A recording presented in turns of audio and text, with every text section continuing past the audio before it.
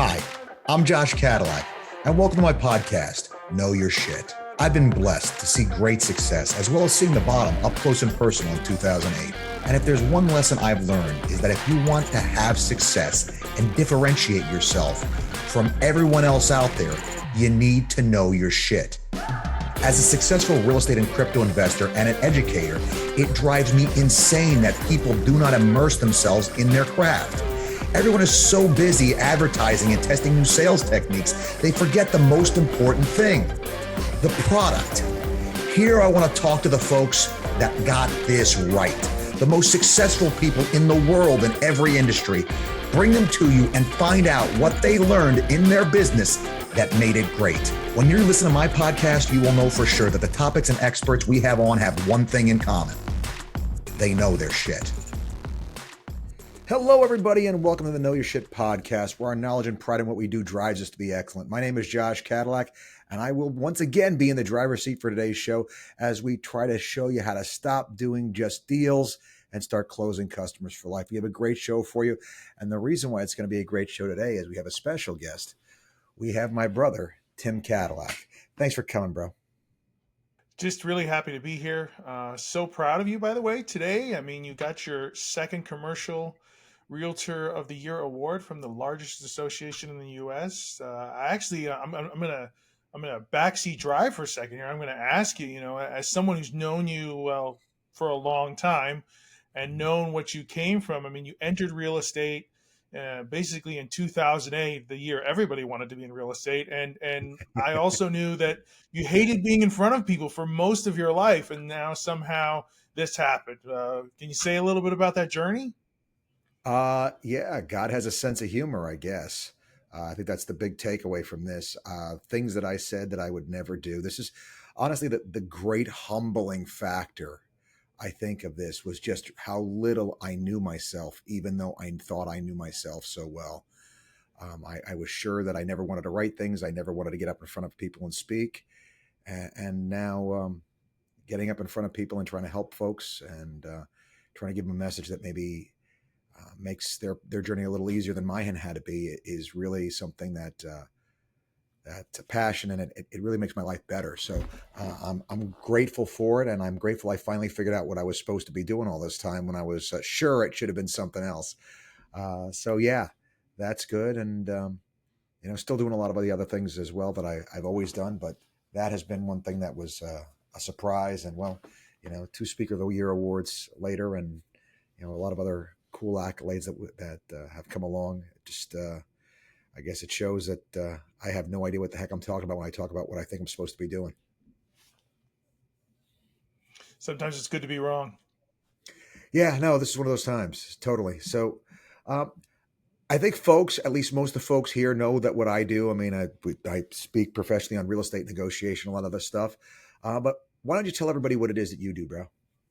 Yeah, so I'm a professor. I teach predominantly applied ethics to nursing students. I've taught philosophy classes over the years, religious classes, and I just really love thinking about how does the world connect up to each other, and how do we make sense of it? And really, the thing I love best about my job, which is, there are two ideas predominantly that everybody has to answer. Everybody has to have a thought about, and everybody already does. And the problem is, if you don't have a very good thought about these two things, you can really mess up your life. And so philosophy, the area that I teach in, is really the place to think about that.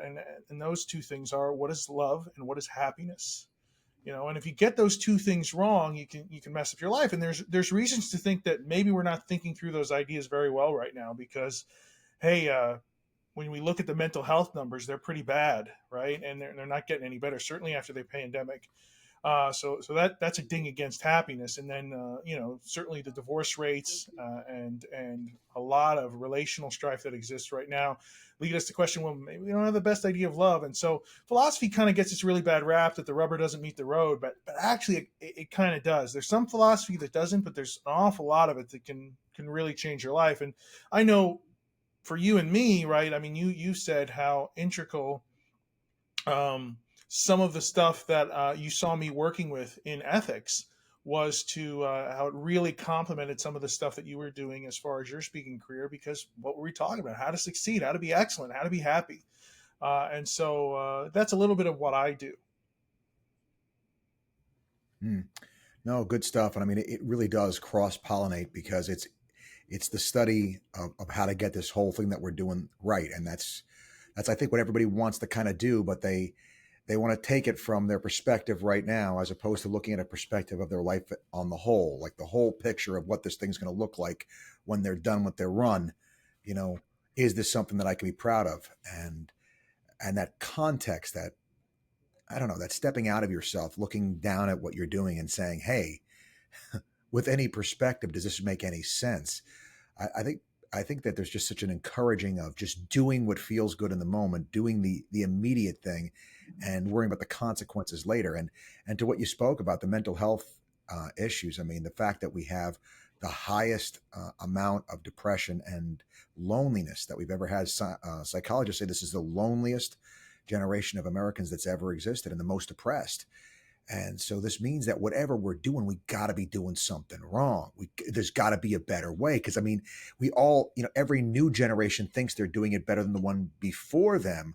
But if we're unhappier than the previous generation in a measurable scientific way, obviously the lucid thing to do, the intelligent thing to do would be to take a half a step back and say, hey, maybe what we're doing is a little nuts. Maybe what we got something right now, but maybe they had something right too. And maybe there's a stew we could make of these two things and make something even better. But just taking and doubling down on doing something because it's new and different doesn't necessarily make the most sense.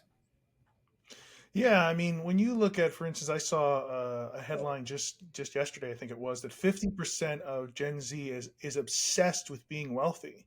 Well, I think we asked them questions about it and we dug into it. They probably say, like if we really ask them enough questions, it's because I think it's going to make me happy.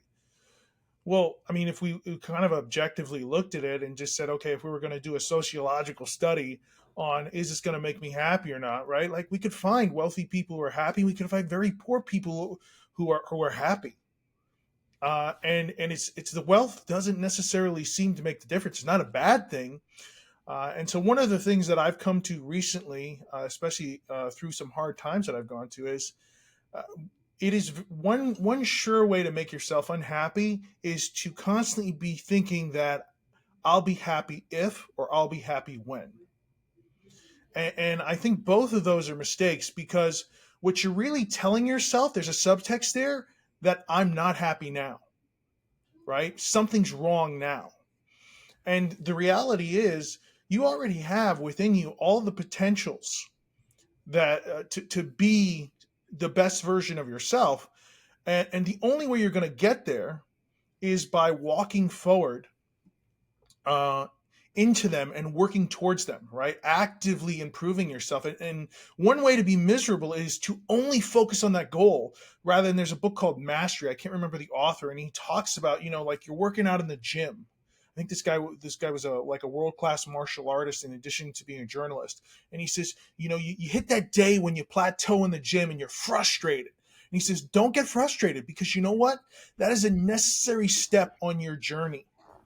That day of being unable to push a heavier weight is one more plateau day that is part of that day when you're going to reach those exponential gains in lifting down the road. And so what you got to do is you really got to embrace the journey. You got to embrace the good with the bad. I mean, that's why there actually is wisdom in, if things are going really bad, embrace the suck. The mistake that we make though is, instead of like entering into the situation, feeling the feelings, facing it head on, we cope. We take things that distract us, that pull us out of that. But if we don't deal with that stuff, right, we don't take on that responsibility to deal with that stuff in the present, we're just putting it off to the future.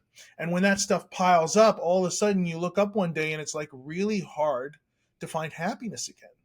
And that's why I think appreciating the journey now. I mean, I cannot express how much. I wrote a small article recently on how important gratitude is to our self-help, and I've noticed that you've written and said some things recently about gratitude. I mean, some studies actually show it's as effective, if not more effective, than taking antidepressants. That's how powerful gratitude is. And they're talking about some of these studies were based on 2 weeks of people simply doing a gratitude list where they wrote 5 things they were grateful for every morning and 5 things they were grateful for every evening, and it had a profound impact in their lives.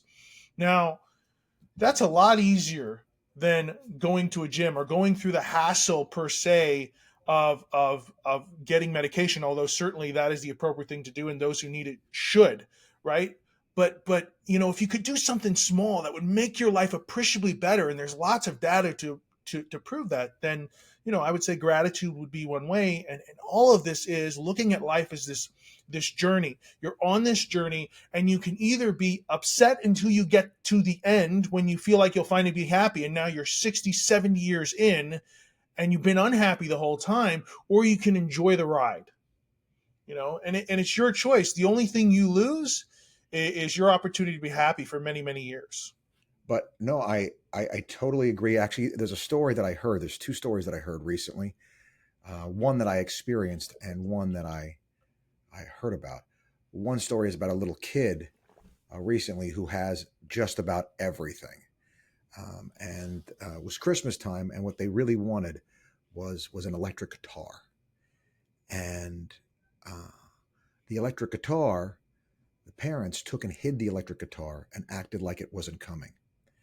And this kid had a pile of presents, right? But the kid realized that the electric guitar wasn't there and stormed off to their room in tears, throwing a fit because they didn't get the electric guitar, which actually was there, but such ingratitude, right? And then a story, actually, our mom, told me a story the other day that she remembered from Sam. Sam Cameron, who was my first boss. You worked for him too, I believe, at Mm-hmm. some point. Um, During the Great Depression, he was growing up. He was a kid, like 10, 12 years old. And one Christmas, he was telling the story that all he got for Christmas was an orange.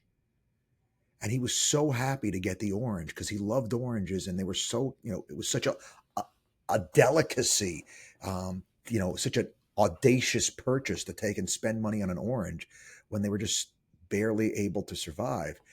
And it just shows you how so much of this contentment and happiness comes from our perception, and really having so much is part of what it seems like is making us miserable. Yeah, so I mean, the expectations we have certainly can drive us. Now, the thing is, right, you don't want to throw the baby out with the bathwater because expectations are actually an essential part of hope, right? And so we want hope. So we don't want to give up on expectations. So what we can do though is hold them with an open hand, right? We can say, we can recognize first of all, I've got all these blessings, right? There's a song I've been listening to recently called "I'm So Blessed." I'm so blessed. I got this heartbeat in my chest, right? Like you have you're alive, and that means you have the ability, like Zig Ziglar, I think I've told you this before, says to his audience, how many of you believe that in the next 2 weeks you could do something that would make your life appreciably more miserable, right? Like make it worse. And everybody's hand goes up, and then he says, how many of you believe you could do something in the next 2 weeks that could make your life better? And everybody's hand goes up. And the reality is this, he says, you see what you've admitted right there? You're the master of your own fate at some level. You do have control over these things. Now, again, right, like where's our focus, right? And sometimes the biggest thing that makes our expectations difficult is when we have expectations of other people that are not in our control, right? And so the key is focusing on what is in our control and what isn't in our control, and realizing I could stay upset about what's not in my control, but that's not going to change it. As a matter of fact, Mhm. worry is actually a form of control. You're trying to turn the thing over in your mind over and over again as a way of like, if I do this, I could figure a way out of it or something like that. And instead, what happy people seem to be really proficient at is letting go. The old saying, letting go and letting God of the things they cannot control, and then throwing all of that energy that might be resulting from some frustration from that into, first of all, recognizing the feelings, accepting that they're happening, and then moving forward with what they can control. And so I had a Mm. friend today who, is going something really rough with his wife. She's really putting him through the ringer, and he's doing everything he can to do the right thing. Um, and so, my advice to him was, bro, what can you do to make you better today? Right? What can you throw yourself into? And you'll find you don't want to do it right when you don't want to go to that meeting or you don't want to go to the gym. That's usually the best day to go. And then you go, and you know Sure. what? You walk away and you need to dwell on it. Like, I went anyway. I didn't want to do it. I went anyway. And if you let yourself sit in that rather than in the thing that you're going to turn around in your head, because we can do this. I do this, and I'm working my way out of this habit. Is I'll turn the thing over in my head 4 million times that I have no control over, rather than thinking about what did I do that was good today, and really taking it one day at a time, right? And then what do I have to do right now? And then what do I want to do that's going to make me better in the near future? And you'll find that if you think on those Mm. things, that's more than enough to keep your mind occupied, and you'll be in this better place. I think there's an old story that I've heard several preachers tell before, where they locked one kid, like a 10-year-old, in this room with every imaginable toy, and they locked him in there for like 6 hours, and you play with anything you want. And after about 3 hours, the kid was bored and upset. And then they locked another kid in a room with a giant pile of manure. And they came back after 3 hours, and the kid was laughing and playing and flinging the manure. And so they interviewed the kids afterwards, and they said to the kid who had the pile of manure, he's like, "Why were you enjoying yourself so much?" And he says, "I figure with this much manure, there's got to be a pony in there, Yep. right?" And so, Yep. like, you really have to look at the bright side of life. And it's like Abraham Lincoln talked about it. Look, if you're looking for something that's wrong, you're sure to find it. If you go looking, you're going to find it. Well, if you go Yep. looking for something that's right, you're going to You find find it. that too. I say that And you all the have time. to True. you have to make it a practice. You have to habituate it. It's got to become part of you. And that's Mhm. that's one of the features that I know that truly happy people have. Yep. They look for the good. They look for the good. So let me ask you this: seeing as you're, doing teaching ethics, applied ethics, what do you like best about that? I think I know, but I want to hear how you'd answer that question. I mean, I like helping people. I I recognize that the best version of me is always going to be someone who's interested in the best version of others. Mhm. And for me, I'm very religious, as you know, and ultimately, I think um, religion is going to be very central to a search for happiness.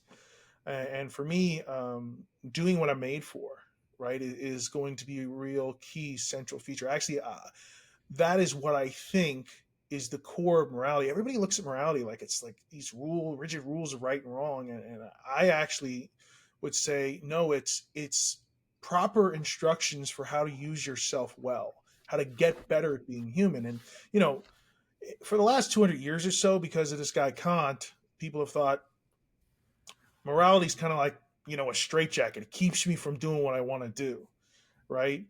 And actually, that's really strange. For most of human history, people associated the word ethics with how to live the good life, how to actually become happy.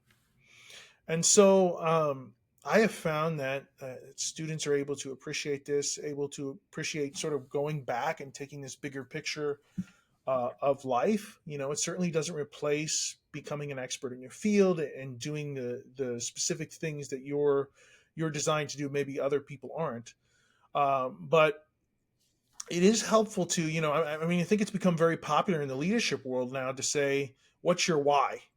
Right? That's what philosophy's doing, right? It's saying, "What's your why? Why are you doing what you're doing?"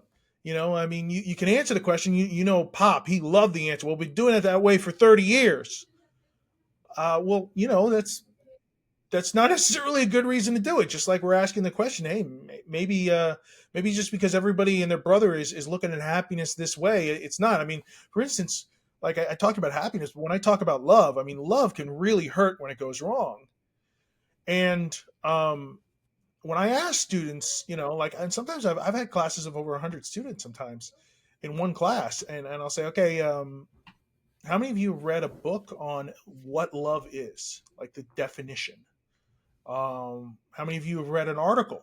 And almost nobody's hand ever goes up, and it's like, well, how badly can you be hurt if you don't sort of think about this, if you don't get it? And then I ask more questions, like, try and figure out where they got their information from, because every single person who comes in my classroom, they already have an idea of what happiness is. They already have an idea of what love is. So where did you get your idea of love? And it turns out it's from Disney films and chick flicks most of the time. Well, Mm-hmm. even Yep. Disney has made Disney movies making fun of Disney's view of love, right? Enchanted. Mm-hmm. So It's a true story. maybe yeah, maybe we need a bigger picture and something that's driven by more of a why than just our feelings or emotions. I have a professor, love the guy to death. He's a hilarious guy, and one of the best things he ever said was, feelings, your emotions are great friends, but they're terrible masters. Yeah. And I see a lot of people driven by feeling rather than feeling run through the lens of their why, right? Evaluated by their why before they act. And I'm just saying we can feel, and have those be a guide, but have our why be sort of the overarching guide, and maybe it can remind us, hey, I don't feel like getting out of bed today, but you know what? I'm gonna, because as you would say, I'm the CEO of my life, and it's my responsibility. I succeed or fail based on my actions. Mm-hmm. Absolutely. My ability to get me to do what I need me to do is a really important part of what I got to do. So, what do you think it makes you good at being a philosophy professor?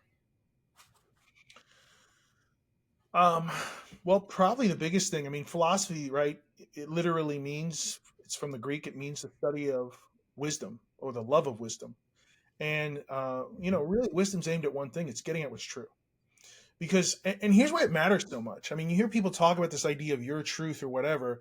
Well, philosophy, that's like one of the areas we study. It's like our domain. What is truth? And people say things like my truth all the time. You're not going to hear many philosophers ever say that, because it really doesn't make much sense. It kind of misunderstands what truth is. Truth really is just accurate thoughts about reality, seeing the world as it is and living and functioning as it is, right? That's what you want. Right. Because look, I use this silly example, and I'll just throw it out here. Again, it's silly, so work with me. I mean, imagine for a second, like, God actually does exist, right? And he comes to you and he says to you, um, I'm going to tell you I'm going to tell you what the secret of life is. I'm going to tell you what life is really all about. And again, it's a silly example, but he says to you, it's about blue marbles. Not just blue marbles, but the getting of blue marbles, right? But you can't tell anybody else. And I would go over this with my class, and I'd say, so let me ask you, what would you do? And, usually I have at least one student say, I get me some blue marbles, right? And then I asked them, well, how would you feel about all the people you couldn't tell who were unaware of the blue marbles, right? And they most of the time they say I feel pretty sad, right? For them or whatever. And then there's the other people. I like to call these people the selfish people. They're like, I'd be happy because there's less competition for the blue marbles, right? Those are maybe the venture Scarcity capitalists of this mindset, world. people. Yeah. Scarcity Yeah. mindset. So, and then he said, okay, now let's rewind. Let's flip it on its head, right? Let's imagine instead you're at the end of your life. You've lived your whole life, had no idea that the blue marbles were the point to life, just not a clue. And then God comes to you. You're on your deathbed, and He says, "Yeah, by the way, life, it was about the blue marbles." And I asked him, "How would you feel?" And they were like, I get answers like angry, pissed, frustrated. Well, why? Well, because I lived my entire life for these things that didn't really matter. And what's worse is, undoubtedly, they would have accomplished things in their life. And any accomplishment is going to require, like decent accomplishment, is going to require sacrifice and effort, right? The most expensive bill in real Mhm. estate is to pay attention, right? It's going to That's require right. effort. And what would that effort have meant if it wasn't for the blue marbles? Nothing. And so the question is this: what are the blue marbles? Right? What are the real, That's meaningful, and right. true things? And why does What it matter matters? so much? It matters so much because guess what? If you get it wrong, you risk living your life for a lie. Here's what's scarier than not having your dreams come true: having your dreams come true and realizing they didn't matter. The old man in the sea. Yep. So you got to live for the true things. You got to live for the real things. And I think I'm two movies that illustrate this really well is remember in the Matrix, right? In the Matrix, uh, there's that one scene where they're at the steak restaurant, and and the guy who's the Sentinel, the main Sentinel, he wants Cypher to sell out Morpheus, right? And Cypher's negotiating this, and he makes a really interesting negotiation uh, uh, uh, tactic or thing he's trying to get, I should say. And what he asks for is this: he says, I want to be somebody important. I want to go back in, but here's the key thing: I don't want to remember any of this. Why? Because the reality is, it didn't matter how wealthy they made him. It didn't matter how many, men or women or whatever was his taste he gave him, how many kids they gave him, how many houses, how famous he was. It wouldn't matter if he knew it was all a lie. It was all nonsense. Nobody wants to Right. knowingly live for a lie. And it's the same thing I think you see at the very end of what was the movie with Jim Carrey where his life, The Truman Show, his life as a Hmm. television, Yeah. right? Think of the negotiating position. You'll appreciate this. This is negotiation, right? Think of the negotiating position he's actually in at the end of the movie, right? Mhm. He's deathly afraid of water. He's so upset by the fact that he's realized something's wrong with his world, that there's something not right, that there's something not real about it, that he conquers his fear, sails across the water, and the guy who's in charge, whose office is in the moon, he tries to kill him almost, right? He doesn't want to really kill him, but Yep. he sends a hurricane after him to the point where it wrecks his ship, almost knocks him out. But what does he do? He keeps sailing. He keeps sailing, right? And then eventually he gets to the end of the dome, that is the studio, right? And he finds a set of stairs. He walks up the stairs, puts his hand out, and the door opens. And then what happens? Well, now the director, the creator of the show, is panicking. He's got to do something. And so he looks down from the moon and he speaks to him and he says, You're the star of the biggest television show ever. What are you going to say to the audience? Are you going to stay or are you going to go? Now think about the position that he's in. He could literally ask for anything and probably get it. Or step through that door and walk out into an unknown world, but a world he knows isn't a fiction like what he's been living. Hmm. Now, the question is, what does he pick? You know what? There's no amount of money. I mean, they literally gave this guy his wife. They set him up to be married. It wasn't real. Hmm. There's no amount of money. There's no amount of fake success that could possibly compare to living actually in the real world with all of its pain, with all of its punishment, but with all of the fact that the mountain that you moved is a real mountain and it stays Yeah. moved in the real world. Absolutely. No, that makes a lot of sense. It's good stuff. I mean, nobody wants what they do here to be irrelevant, unimportant. And if it's all a fiction, then what's the point? And so the people that really get themselves in trouble are the ones that are so smart that they think that this is all a waste of time and meaningless. And when they really embrace that, all that's left of them is nihilism. Nothing really matters. Nothing is good. Nothing is worthwhile. And I think that that's a bit of what you see in culture today, is the embracing of those ideas. So, um, yeah, no, it's good stuff. What do you think are the most important things you've learned in the process of of doing what you do? So a lot of what philosophy does, in addition to talking about what truth is and what meaning is, right? It thinks a lot about pain, right? We think a lot about pain because, I mean, the number one question, I mean, the number one reason that people, for instance, make religious conversions, and the number one reason people leave religions is because why do bad things happen, right? And that's really interesting based on what you were just saying, because you're right. Everybody wants to matter. Everybody wants to have a meaningful life. If they're really honest, they probably only want the money. They probably only want the amazing spouse, because they want some sort of meaning. They don't just want the money. They don't just want the spouse, right? They want some kind of deep meaning, or maybe even some kind of meaning that's more on the surface, like just pure pleasure. They want it, right? They want really what they want is happiness.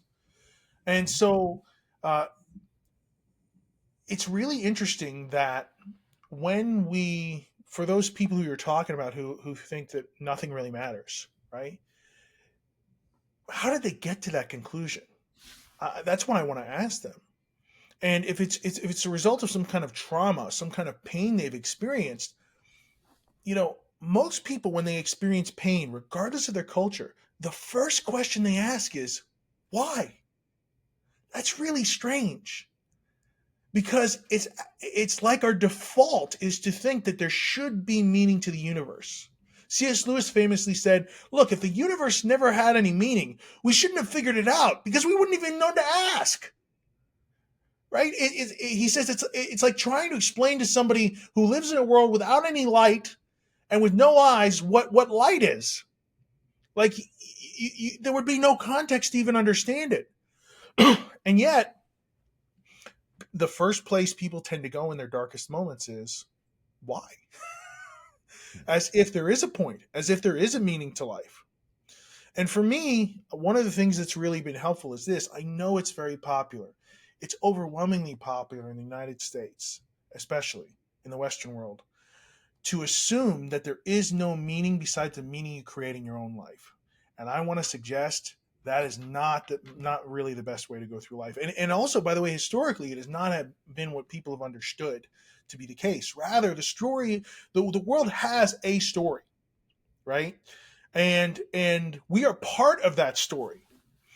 And so in that story is a world that's structured with meaning. And we either do things that produce meaning according to that structure, or we don't. Now, Mm-hmm. on the one hand, if you go the route of what they call existentialism, which is what most people are, right? Pop existentialists in the Western world, they're like, I make it up. I get to decide my own meaning. Well, the problem with that is then the foundation of your meaning is just this, you and your preferences. And that's a pretty small platform. On the other hand, if there is really this grand story to reality and you're a part of it and you get to contribute to it and you make a difference in it, well, that is actually something that is meaningful to the entire world, to the entirety of the universe. Uh, whether people acknowledge it or not, you know what? Some things are important and true, whether people acknowledge it or not. I mean, for instance, like what Lindbergh did was an incredibly gutsy thing to do, traveling across the Atlantic like he did when planes were a pretty scary situation. And now, since essentially FDR badmouthed him and said he was a Nazi sympathizer, which isn't true if you look at what he said at all. He just didn't want the U.S. involved in a European war. Well, now people kind of treat that as irrelevant, but you know what? It did matter. It was one of the things that probably helped revolutionize air travel and certainly helped international travel become a thing. And we can look at all sorts of other examples of things that, sort of have fallen out of favor in history as being important, but they were. Mm-hmm. I mean, um, I had one youth pastor I worked with, and he said, I realized early on I was never going to be Billy Graham. And so instead, he said, I wanted to be this guy. And it's some person you never heard of. I can't remember the guy's name. And he said, who is he? He says, he was Billy Graham's youth pastor. Yeah. I don't have to be the guy. I could be the guy that helps the guy become the guy. No, that's viable. There's, I know when we did our ethics course and at the end we talk about being the kind of person that can be in the kind of community that everybody wants to be in, the kind of community where everybody is helping each other and all that kind of thing, which means not everybody gets to be the rock star. Some people have to be the roadies.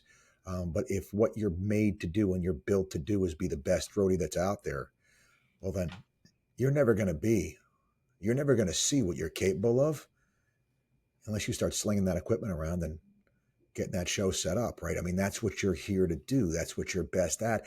And the world is a better place because you're there. I say it all the time. People, I'm really grateful for the garbage man because I don't want to do that job. And he does it and he does a great job at it.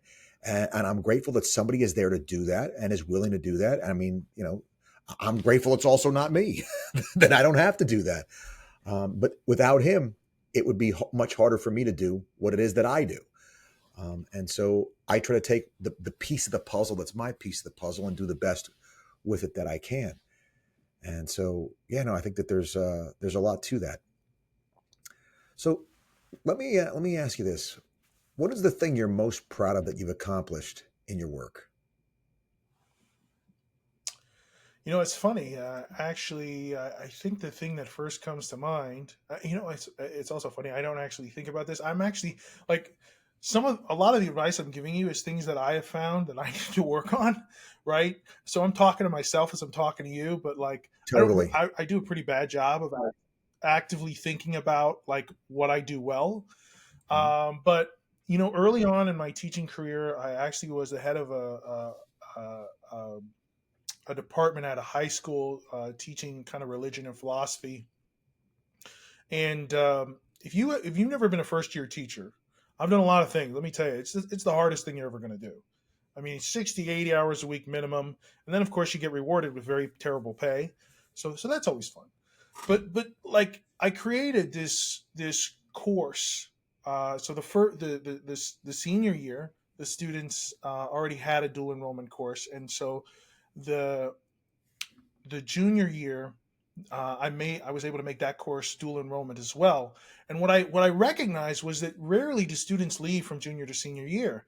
And so instead of making two sort of independent courses, I made one 2-year course, and it included Socratic discussions and all these things. And basically what it was about was preparing them for the good life, right? Preparing them for thinking through. So we touched on almost every area of life that they might go into because I wanted them to connect their why up to any area of life that they might want to go into. And I was shocked. I mean, so at first, like the students didn't kind of know what was going on, but after a while, I became one of the favorite teachers there. And crazily, like you would be so surprised, right? Like if you sort of woo people into becoming curious about what the world is really like, the things that they'll find interesting. And one of the most interesting conversations we always had was they had to read this article on whether God was necessary for math to exist.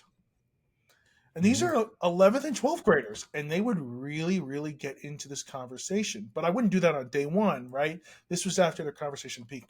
And so the course was like every single student I've had who took the 2-year course from me was like, college was easy, easy after your courses. And so I stay in contact with a lot of former students. They've told me how much that time really helped them. And one of the nice things, I mean, high school is tough to teach because it requires so much time as opposed to it's not so time consuming with college. But you do get to see the students every day, and so you really get into their lives. And at the end of the day, like you know, if I'm doing my life for a paycheck, then that's all my life boils down to is those dollars and cents. Yep. If I'm doing my life just to be comfortable, and that is the idol of America, right? Everybody wants to be comfortable. That is the dream, right? That's why we want the house, we want the car, we want the wife or husband. Um, and what if there's more than that? And get this. Here's the best part. If you can find a way to habituate this attitude of gratitude, right, on an everyday basis, on the normal days in life, then every day that's a really good day is that much sweeter, that much more meaningful. So, you know, you can either constantly focus on the goal and not enjoy the journey, or you can enjoy the journey along the way and then have the goal be even sweeter when you get there. And so you lose none of that time on the way and you improve the end result. And the choice is yours. And that's a Yeah. good thing because you know what? That isn't in your control. One other thing I want to throw on there too is that I'm happy if I'm happy when thinking. The biggest problem with that is you're not in control of most of the outcomes in your life, Right. right? Now, remember I said before, what can we do today? We can focus on what we are in control on. Well, you know what? You can focus on contentment. Today I can focus on contentment. And you know what? Happy bedfellows are gratitude, humility, and contentment. Those three things tend to always hang out together, right? It's very Mhm. hard to think of someone who you think is a terrible person, and the first thought adjective that pops into your mind when you think of them is, wow, they're a really grateful person. Like I heard Dave Ramsey say one time, grateful people, have you ever noticed they're attractive, right? And it's really true. So if you want to be more attractive, right, uh, be more grateful. If you want to have more friends and have better relationships, well, it's just what you were talking about at the end of our ethics class. You know what? You function, you act as someone who is a good friend, right? And you will find you start to attract the right sort of people. But it's really about getting you right. I think I said earlier there's a bracelet a friend gave me to me. It says if you change, everything changes, and there's some truth to that. And the good news is you have control over whether you change. uh, I've loved your answers so much that I just wanted to let everybody enjoy what I've come to know as the wisdom of my brother. Um, what one last piece of advice would you give our listeners? You may never talk to them again. If you give them one piece of advice, what would it be? Um, I guess I would say to them, man, that's a hard question. I should be able to rattle off, but there's so many things swimming around in my head. And also, Yeah. I've already mentioned a lot of the things that I would kind of already say. Well, then Um, put something in a nutshell, man. That's kind of what's on your heart right now. I would say with all your heart, with all your heart, pursue humility, and happiness will follow, and you will inadvertently become a blessing to the people around you. Mm, good stuff. Good stuff. I'm going to end it there because we could keep going. I'm going to have you back on again, especially when we get better technology going on so we can both hear each other the entire time. Um, Bro, thanks so much for coming on. Guys, this is my little brother. This is the smart one here. Thanks for your time, bro. And guys, everybody listening, I hope you enjoyed this. These are some of the ideas, some of the thoughts that are really what being a good CEO to yourself is all about, getting this stuff right, figuring out, telling the staff, telling the person you're sending out there to work every day what the hell they're even going out there to do. Because if not, you're working your butt off and you have no idea why. And in order to know your shit, you got to know what the hell you're even sending yourself out there to do. Till next time, guys. Catch you later.